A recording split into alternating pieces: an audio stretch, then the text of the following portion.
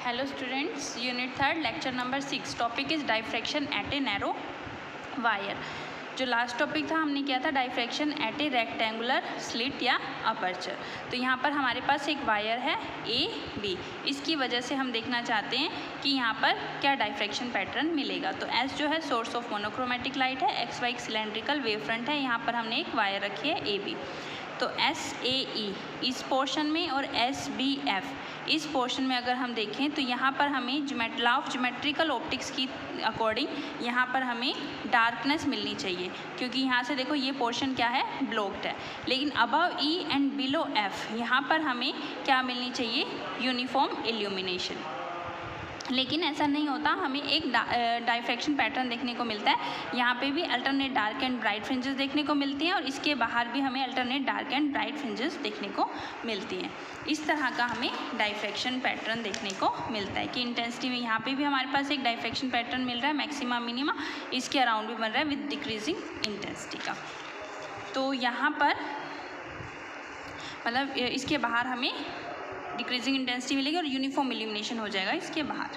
अब अगर हम यहाँ पर कोई पॉइंट कंसीडर कर लेते हैं पी डैश, इसी की सबसे पहले बात करते हैं पी डैश की। तो अबव ई और बिलो एफ हमने कोई पॉइंट कंसीडर किया है P dash, S O dash, P dash. तो यहाँ पर किस तरह का हमें पैटर्न मिलेगा वो हम देखेंगे। इधर से ये सिलेंड्रिकल वेव फ्रंट है, इसका कौन सा पार्ट जो है एक्सपोज्ड होगा लाइट से।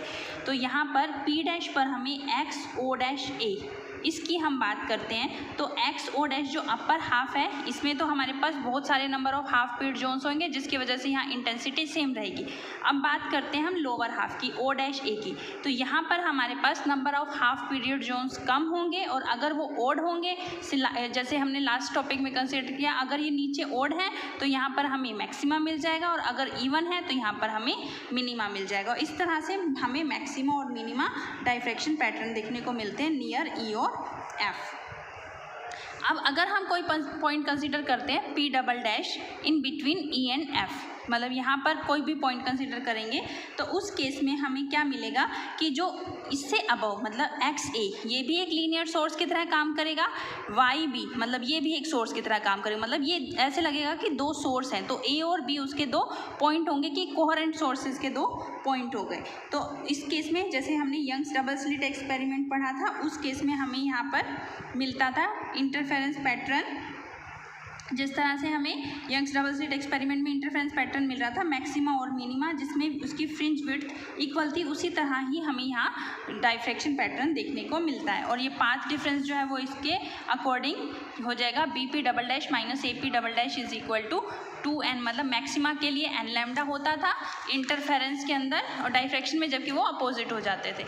और ये path difference 2n + 1 lambda by, इस केस में ये मिनिमा मिलेगा। और फ्रिंज विड्थ मिलेगी हमें D capital D lambda divide by D, ये हमें फ्रिंज विड्थ देखने को मिलती है।